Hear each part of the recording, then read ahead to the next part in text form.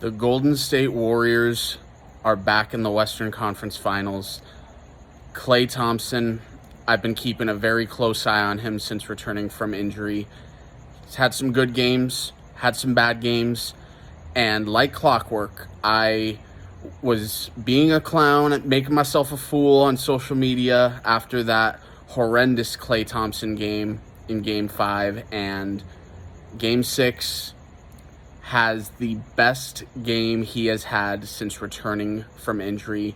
Looked like vintage Klay Thompson tonight. That was sensational. The game, for the most part, it was very closely contested for a good 2.5 quarters. Dylan Brooks, phenomenal first half after 2 very lackluster games. And then midway through the third quarter, I thought the entire Memphis Grizzlies team, they began to fold, and the Warriors looked like the Warriors of old. Steph turned it up. Klay stayed consistent. Draymond and Wiggins came up big defensively. And Kevon Looney, 22 rebounds. I have never seen a man who, since the day he came into the NBA, move around like he's 50 years old, slowest thing on the court, and somehow still continuously grabs rebounds. It's incredible.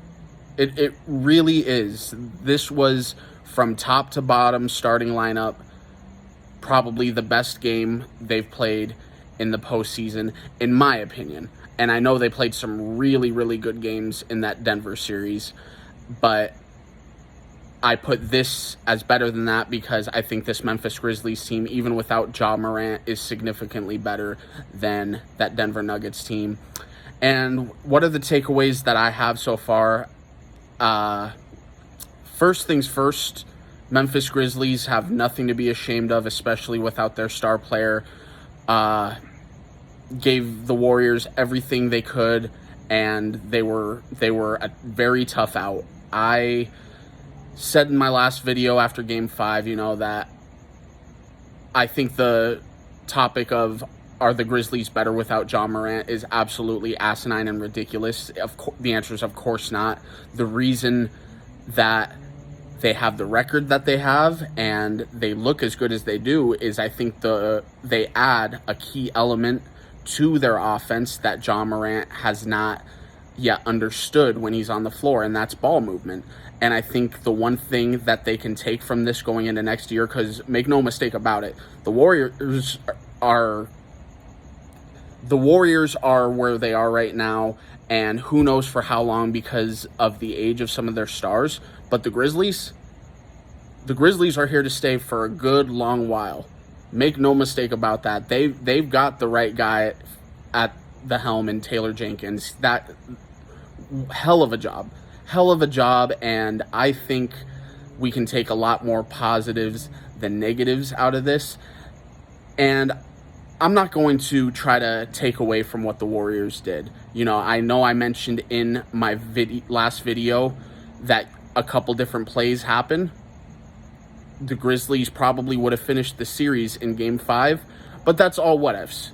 The fact is, it didn't happen. It worked out this way, and the Warriors earned the right to be where they are, and I do believe at this moment in time, despite how inconsistent they were on the floor, the Warriors are the better team, and they deserve to be in the Western Conference Finals.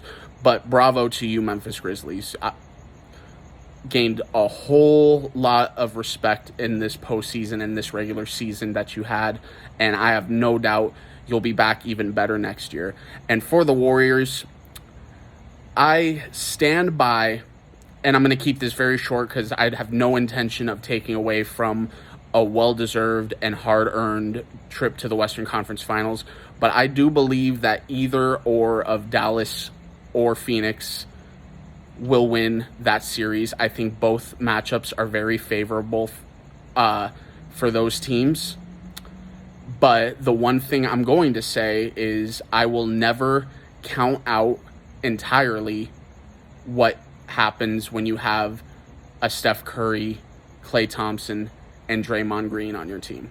I'm not going to do it. That's 5 finals trips between those guys. All 5 trips they were on the team together, so that's chemistry, that's experience, that's it's just something that you can't count out. You have to respect it. You have to. So I think regardless, that's going to be a very hard-fought series. But I do believe, as of right now, who knows?